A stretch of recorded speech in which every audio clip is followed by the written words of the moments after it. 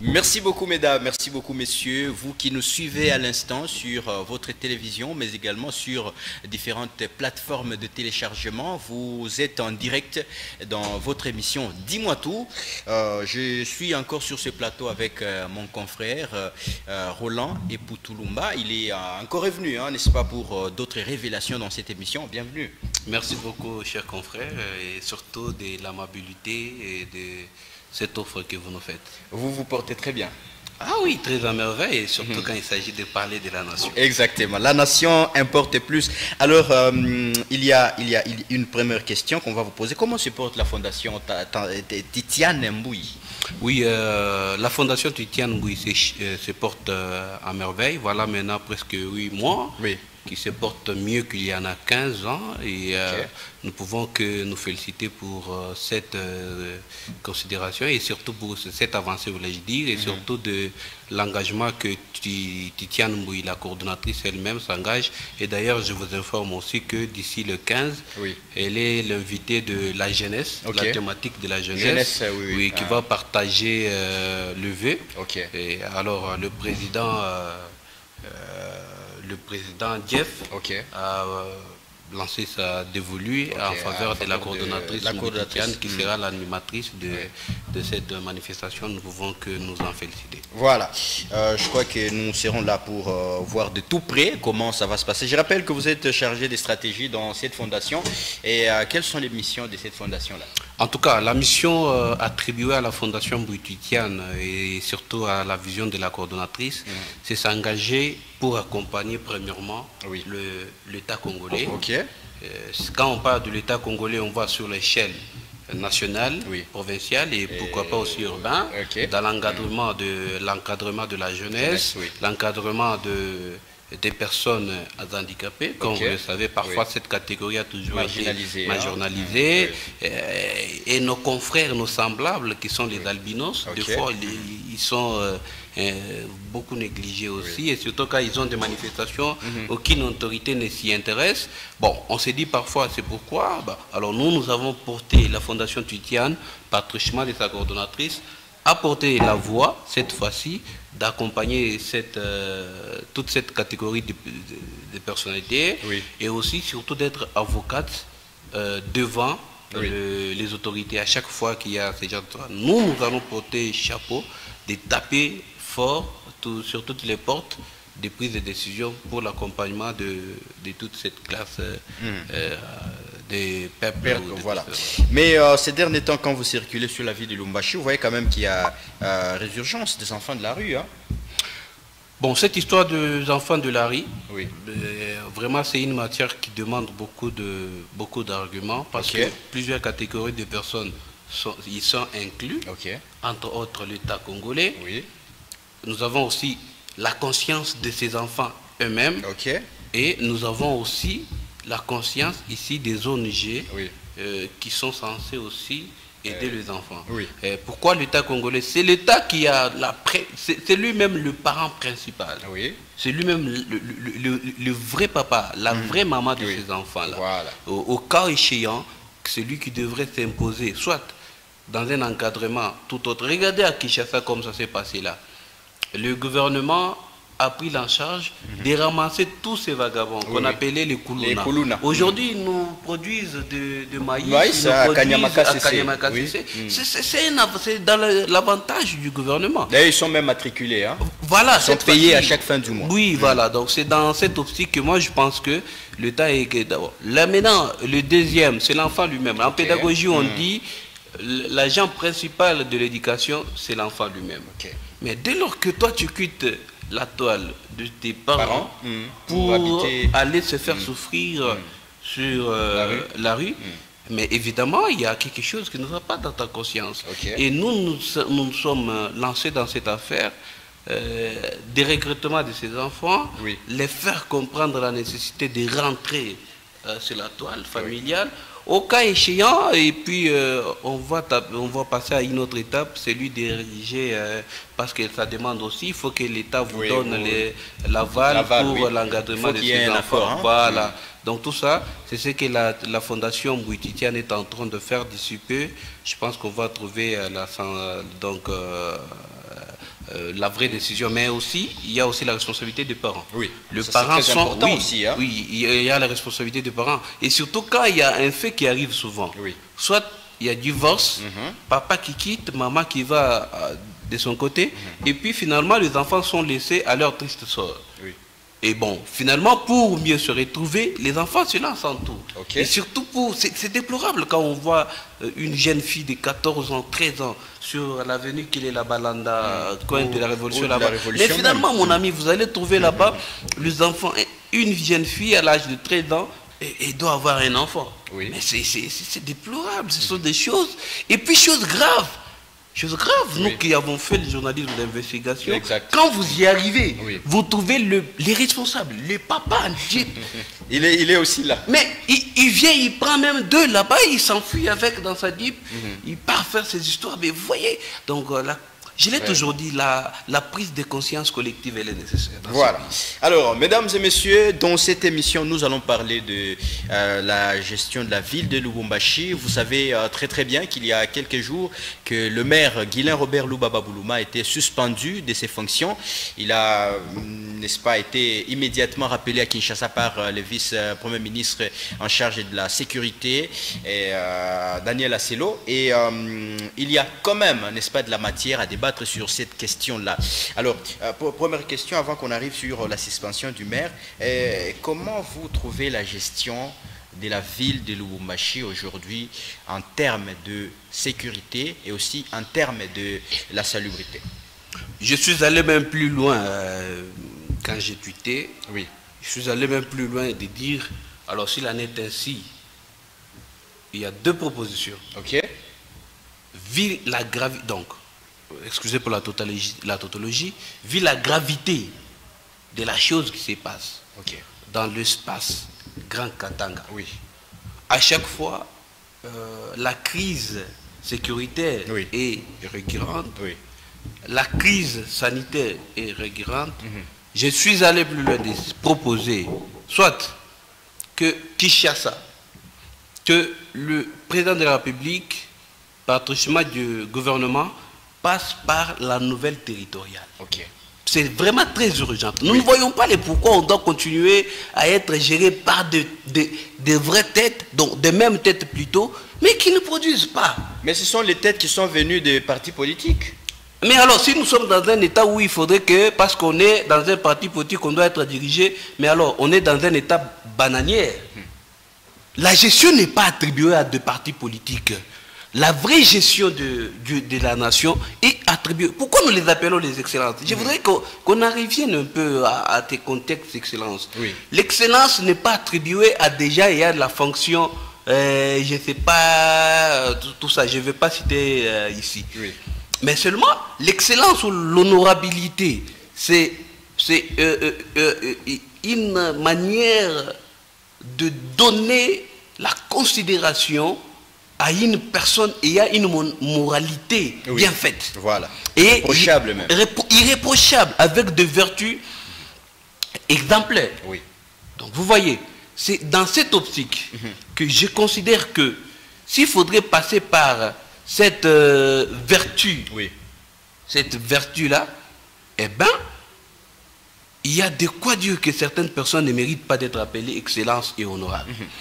Soit si on ne passe pas par la nouvelle territoriale, je me suis dit, bon, vu que c'est toujours les Katanga et l'Est du pays qui est menacé à chaque fois par la crise, insécurité, ceci, cela, mais en soit qu'on nous lance alors l'état de siège aussi. L'état de siège aussi. Mais alors, que le gouverneur soit militaire, le maire de la ville militaire, comme ça qu'on essaie aussi de voir ce qui se passe à l'Est.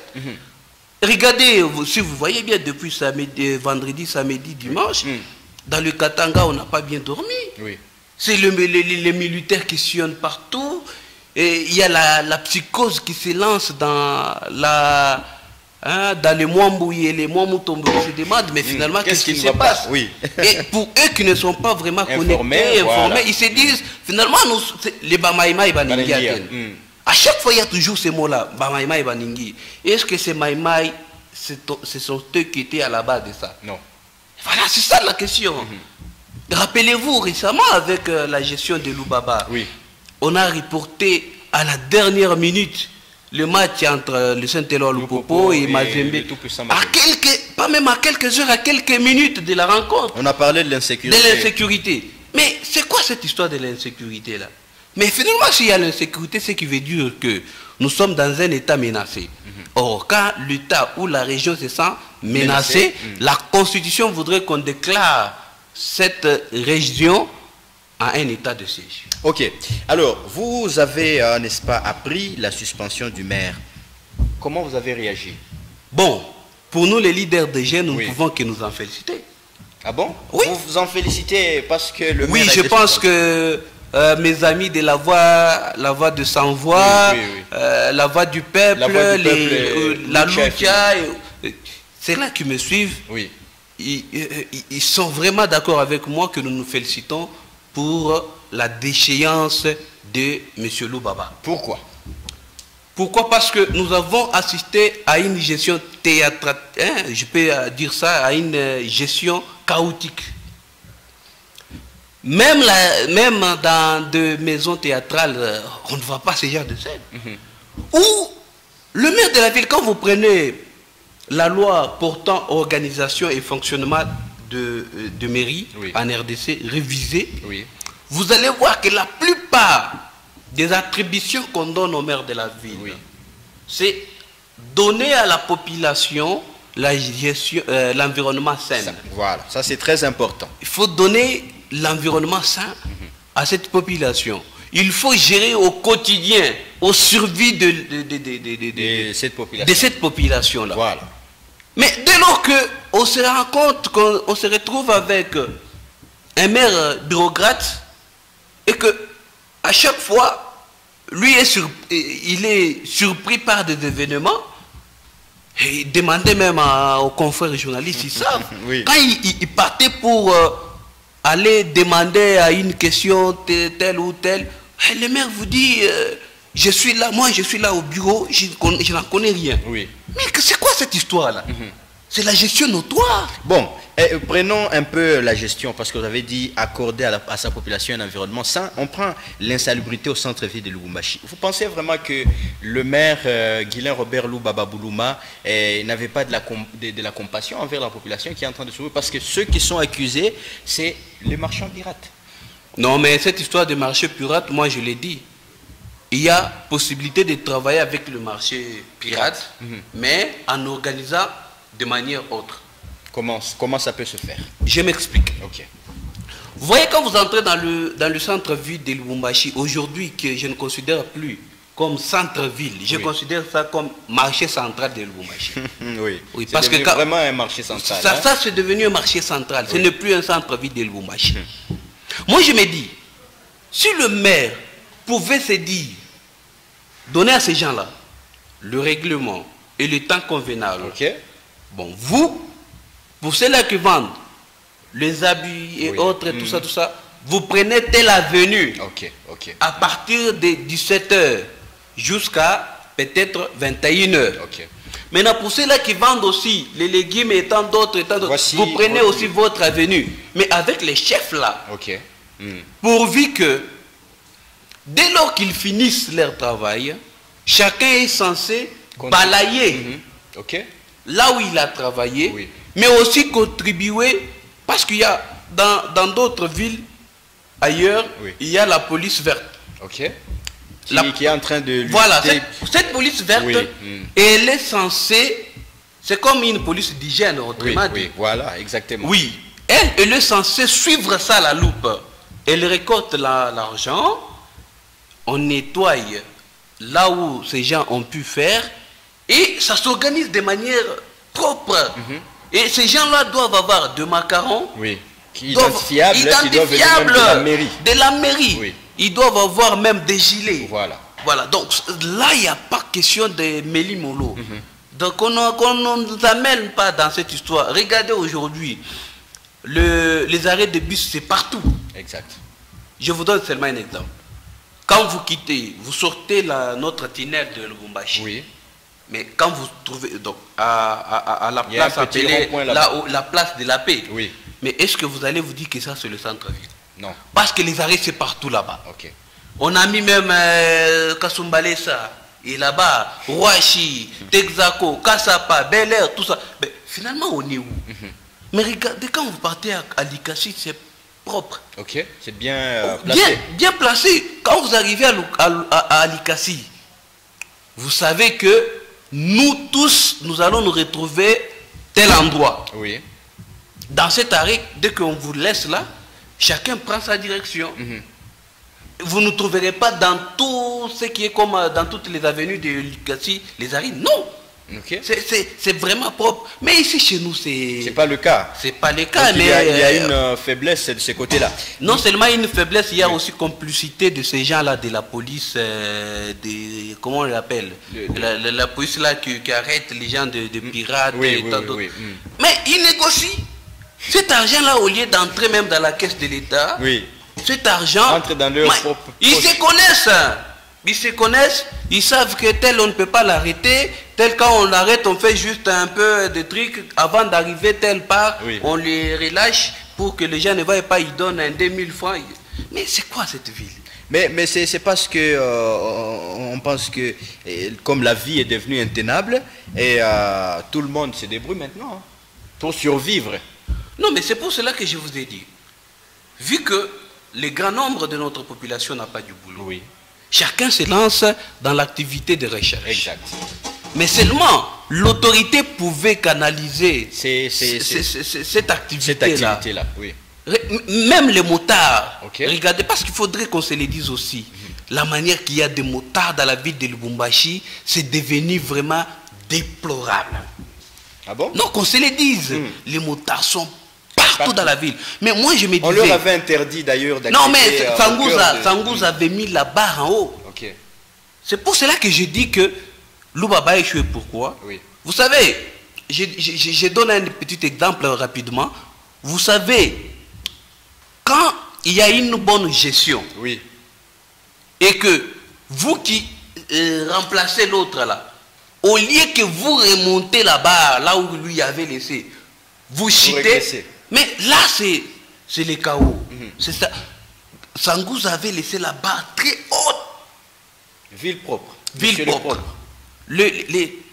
Et aussi un deuxième fait, un peu qu'on se le dise, même si c'est un parti au pouvoir, j'ai beaucoup de respect envers ce parti-là. C'est un parti qui nous a instruit à beaucoup de choses.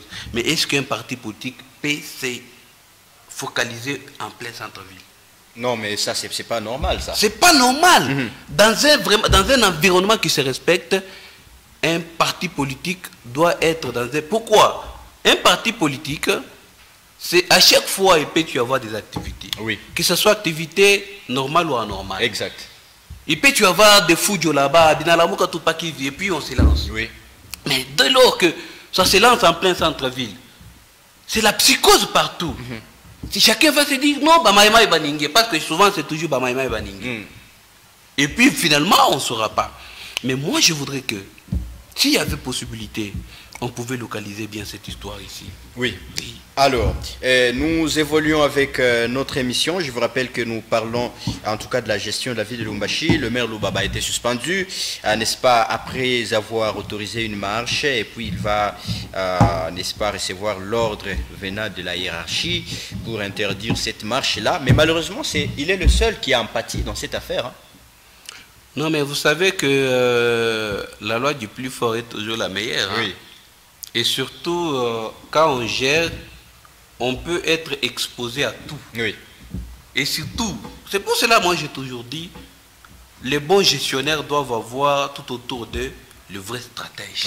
C'est très important. C'est très important. Parce que cette affaire-là, on vous dira que le gouverneur était saisi.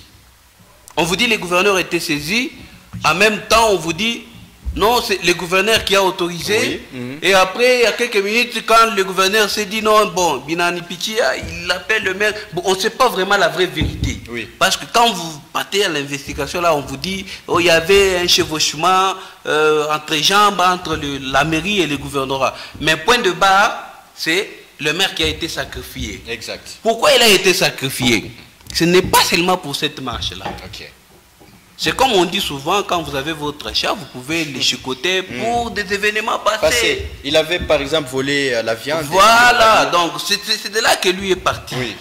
Et même quand, bien même il est parti, oui. Moi je me dis que Loubaba n'est pas parti. Aussi longtemps que il nous laisse son adjointe, oui. Bon, il n'est pas toujours... C'est la même philosophie qui est là, le même cabinet qui accompagnait Loubaba. C'est le même cabinet qui est là. Moi, je ne crois pas qu'il serait parti. Donc, oui. Moi, je pense que pourvu que Loubaba parte réellement, il faut que même il faut qu'il y ait un bon assainissement. Alors, on parle quand même de ceux qui peuvent arriver à succéder à Loubaba. Il y a quand même Privato Ilungale qui est aussi cité parmi ceux qui doivent succéder, hein, n'est-ce pas, au maire Loubaba. Ah, je ne voudrais pas entrer dans une campagne d'individualité, et surtout quand il s'agit, je n'aime pas personnaliser, mais les débats. Les débats. Mais laissez-moi quand même aussi affirmer. Oui. Privato n'est pas un moindre quand même pour cette ville. Ok. Il faut qu'on se le dise, parce que même dans la ville là, je peux m'en charger moi, de vous doter tout ce qu'il faut, qu'on parte avec vous dans la ville de Lubumbashi, oui. Dans le centre-ville, le marché central là. Oui. Oui. Qu'on parte là-bas, oui. Avec le micro-trottoir. Oui.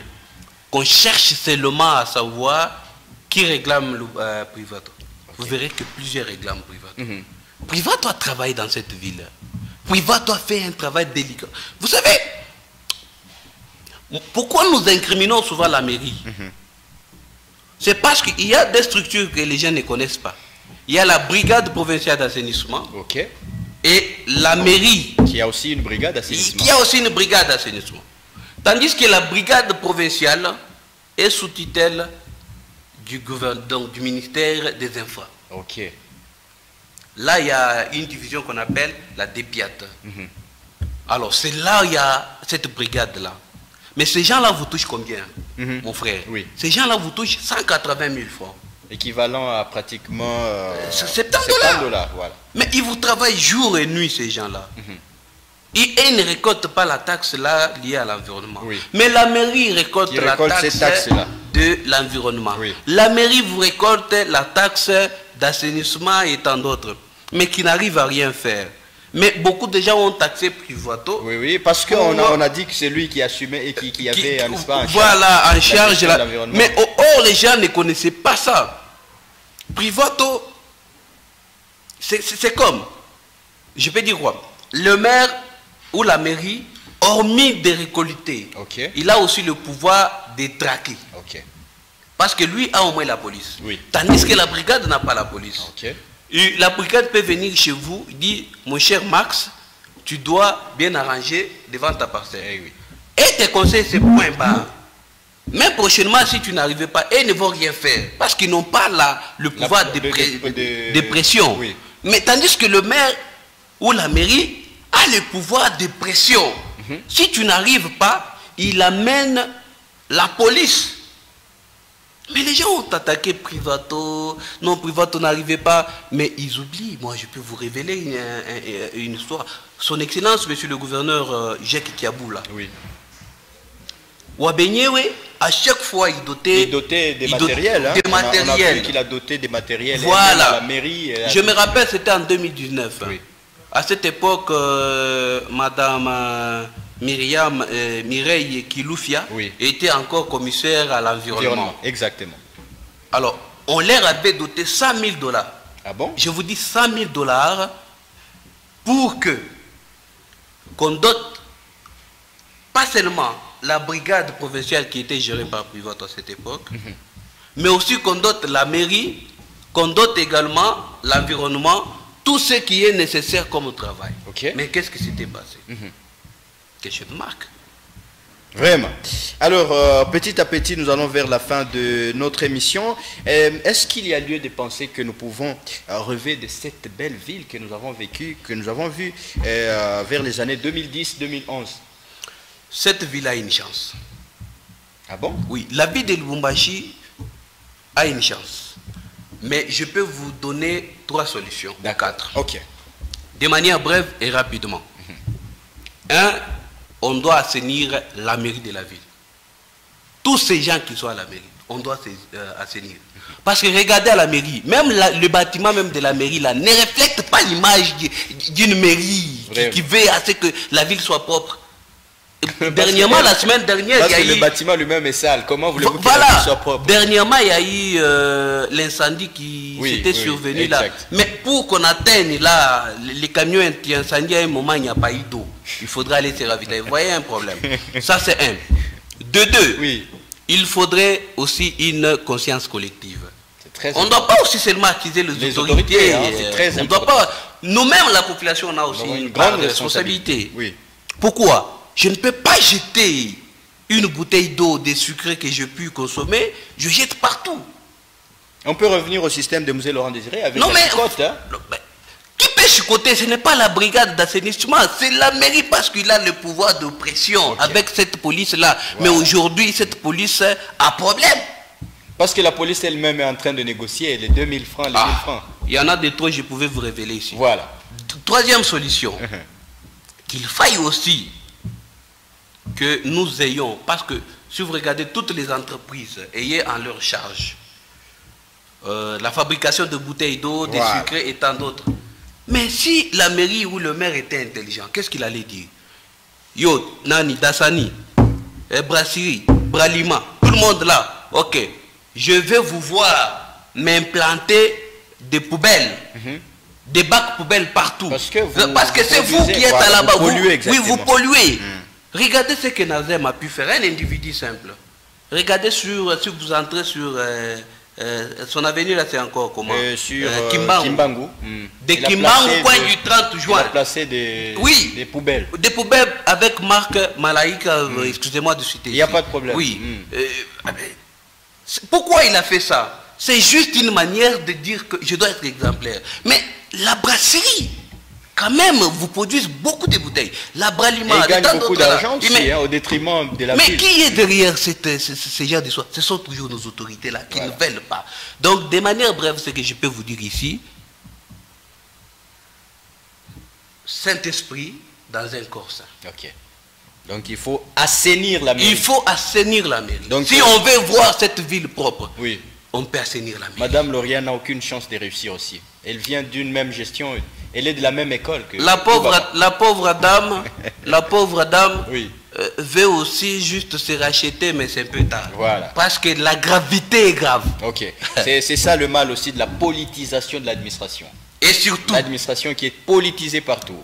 Non mais, ce sont les Kazakhs là, l'enfant de tel, il était tout fille de tel, ongle de tel. Et c'est là où on se retrouve aujourd'hui, c'est une gestion dans un état bananier. Voilà, nous espérons vraiment que la mairie elle-même va commencer d'abord par arranger son bâtiment pour voir aussi la ville. Excusez-moi frère, il y a un truc. Parce que les gens peut-être ignorent ça. Quand je parlais là, peut-être les autres peuvent penser que nous parlons seulement de la mairie. Oui. Même les bourgmestres en ont aussi. Exactement, ils sont responsables. Ils sont aussi responsables. Oui. Mais regardez par exemple comme la maman de la Rouachi, Brigitte Biamou. C'est une dame à féliciter. Qu'on se le dise. Il faut féliciter les bonnes œuvres. C'est là qu'ils travaillent. Il faudrait qu'on leur cite. C'est là aussi qu'ils ne travaillent pas. Il faut qu'on leur aussi cite. Donc Biamungu travaille. Biamungu travaille. Dans la miette qu'elle reçoivent à la redevance minière. Elle a doté autant de la police. Moi, je vis cette dame-là elle-même sur le terrain, en train d'assainir. Mais pourquoi pas le maire aussi ne peut pas en faire? Donc si vous quittez votre bureau pour aller assainir, vous diminuez votre pouvoir. D'où vient cette histoire? Exactement. Alors dans cette émission, nous avons la deuxième rubrique, c'est nous vous présentons certaines personnalités politiques de notre pays, ceux qui ont fait l'histoire. Même si vous ne les aimez pas, dites quand même quelque chose de bien pour ces personnalités-là. Voilà, on commence par celui-ci. Je pense que vous voyez ce monsieur-là. Moïse Katumbi Tchapoué, Mototama Marie. Donc j'ai beaucoup de respect envers cette personnalité. Oui, c'est quelqu'un qui a transformé cette ville, cette province. Et surtout quand il s'agissait du Grand Katanga. Oui. Bon, qu'on enlève un peu tout autre esprit, hein, parce que certains l'accusent de trop. Mais moi je pense que c'est quelqu'un qui a eu à faire aussi son bon temps et qui a été impeccable. Vous le voyez diriger la République un jour? L'avenir nous en dira. Voilà. Le deuxième, il est là. Mouzé Laurent Désiré Kabila, fils digne de cette nation. Oui. Le mal et les raisons qu'il a été tué, c'est parce qu'il avait pris la défense de la population. Il voudrait que le peuple congolais soit autonome. C'est pour cela qu'il a... C'est un héros pour moi. Vraiment. Certains pensent que ça ne lui mérite pas ce titre-là de héros national. Hein. Même Dieu le ciel ne peut pas faire l'unanimité. Vraiment. Celui-là. Les sphinx délimités. Étienne Tshisekedi Wamulumba. Respect à cette personne. Et surtout quand il s'agissait des gens qui ont pu faire le bon et le vrai temps. J'enlève mes lunettes pour affirmer que c'est un héros pour ce pays. Vraiment. Le docteur Étienne Tshisekedi Wamulumba. Et on va terminer par celui-ci. Jean-Oscar Sangouza Mutunda, monsieur les propres. C'est papa. Je l'ai connu quand il dirigeait encore ici, je crois, à la Ouachi. Oui. Il fut bourgmestre de la commune de Ouachi. Il a gravi tous les échelons. Non, mais en tout cas, c'est quelqu'un qu'il a respecté. Mais si moi je disais que, permettez, on doit avoir du respect envers le mort, mais s'il aurait marché dans la crainte et marche du respect de Dieu, il serait un carton. Malheureusement.